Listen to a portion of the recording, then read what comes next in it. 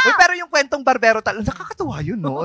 Total, nabanggit ko na rin lang yung kwentong barbero. Yan yung mga kwentong hindi mo alam kung totoo o hindi. Totoo. Oo, di ba? Meron yung time kasi na parang feeling mo totoo. Yeah, kasi magaling sila. Magkwento. Pero may pinanggalingan ng salitang kwentong barbero. Ay, naku, alamin natin yan sa Share Mo To.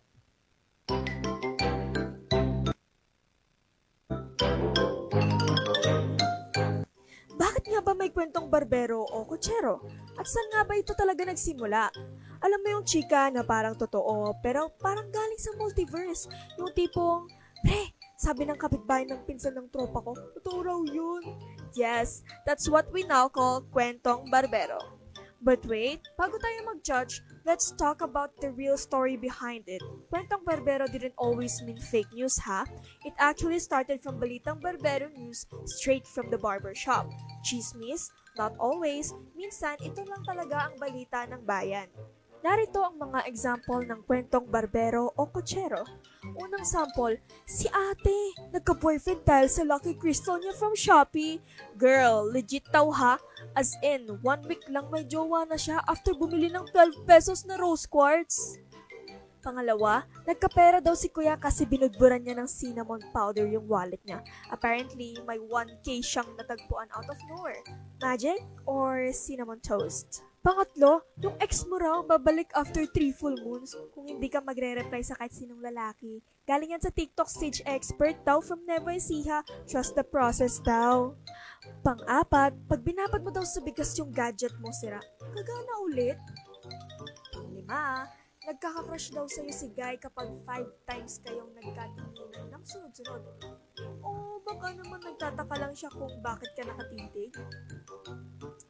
Barberya noon, gaya ng mga jeepney at sari-sari store ngayon, community hub yan.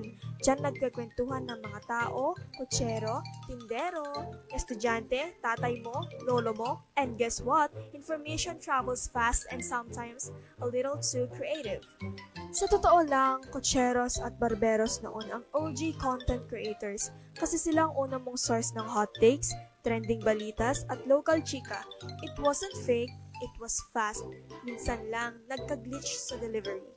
Today, kwentong barbero means exaggeration or unreliable info, but let's not forget behind every kwento is a storyteller, and in the heart of every barbershop is connection, community, at kultura.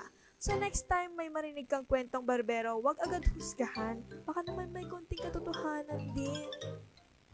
Oh, 'di ba? So sabi sa'yo may pinanggalingan yan. Hindi lang siya kwentong barbero, kwentong kutsero din. Kasi 'di ba, kutsero 'di ba yan yung mga nandun sa kabayo? Ba? Oo, mga kutsero 'di ba yung nasa mga kabayo, yun ang tawag sa kanila. Hindi ko sila Yung yung driver ng kalesa. Oo, kutsero. kutsero ang tawag doon. Bakit nga ba nanggaling sa kanila talaga yan? Oh. Siyempre, sila yung maraming mga clients dati na ang dami nilang kwento. Siyempre, ikaw bilang isang kutsero o bilang isang manggugupit, barbero, sabi ko, kwento mo naman yan sa iba. Ay, nabalitaan ko, ginawa nitong ganito ito, ay pwede yan. Ganon. Hanggang sa, katulad ng sinabi ng panood natin, nagiging exaggerated, nadadagdagan, nababawasan.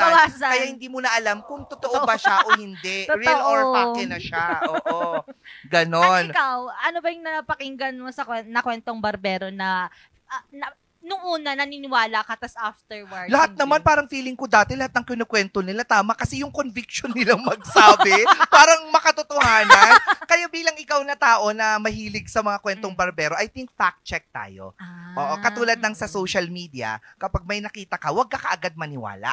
So, kailangan mo mag-research muna. Ganon din dapat, kapag may naririnig tayo mga kwento sa ibang tao, mag-fact-check na tayo. Minsan kasi dyan nagsisimula yung conflict na nangyayari between sa dalawang parties. Sinabi ni ganito daw. Hay, wala akong sinabing ganyan. Maya't maya kanyan, ayan, nagsabunutan na sila sa sila na ang laman ng kwentong barbero. Naikikwento ulit sa panibagong kliyente. Alam mo kung ano, bakit sila nag-away o nadagdagan ulit. Nabawasan. Pero nakakatuwa na parte na ng kultura ng Pilipino ang pagkakaroon ng kwentong barbero or kwentong kutsero. Na sana maiwasan na yung fake na information. Kahit na merong ganito, wag nating isabuhay na palagi na lang kwentong karnero ka. Oo, lalo pat ngayon sa social media na parang akala mo lahat ng tao, mga reporter.